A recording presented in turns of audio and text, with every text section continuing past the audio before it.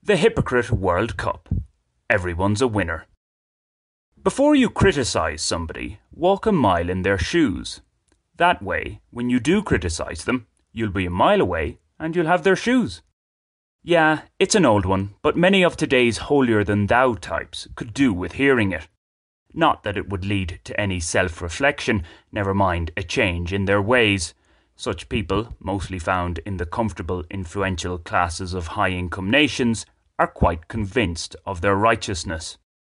Rather than walk in one's shoes, what they often do is irately pursue, at a safe distance, those they criticise, making their targets' lives as difficult as possible whilst enjoying pleasures they wish to deny others. Philanthropy is, however, at the heart of all this. Others simply don't know and are incapable of knowing what's good for them. So it's these superhumans to the rescue. We are forever in their debt. Most of these say rather than do-gooders are, as you may have guessed, nothing more than hypocrites. They publicly proclaim to be virtuous, yet their private actions and way of life generally betray this.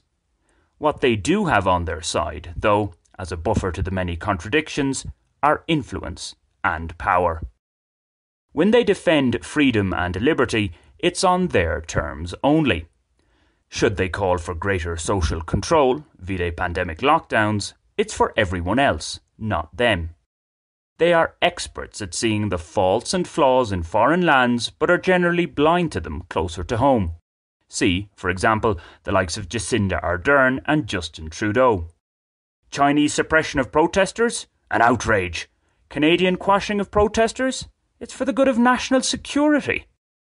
So while FIFA President Gianni Infantino came in for much criticism and ridicule when he spoke about the double standards of many in the democratic West on the eve of the Qatar World Cup, he wasn't far wrong.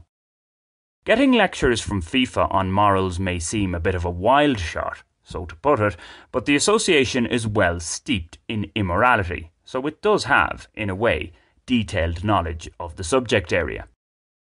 Now, this isn't to say that we should all just ignore evil acts and immoral practices. No, it's a case of at least acknowledging our own knowledge gaps and shortcomings in the first instance. Finding the right tone is also important when speaking out. It's very difficult to listen to, let alone actually act on, the words of those who try to come across as incorruptible know-it-alls. The only incorruptible, faultless humans are those yet to be born. So whether it be action on climate change, tackling a global pandemic, the Brexit fallout, Petro versus Uribe, left versus right, what have you, be wary of those pontificating that their way is the right way. Popular support for somebody or something doesn't automatically confer infallibility. Safety in numbers and the madness and badness of crowds are but two sides of the same coin. Today's unquestionable truth is tomorrow's big lie. Thus, we should all aim to be a little more corrigible, cautiously and questioningly, that is, and less incorrigible, if I do say so myself. In doing so, we might just find the other's shoes are a nice fit.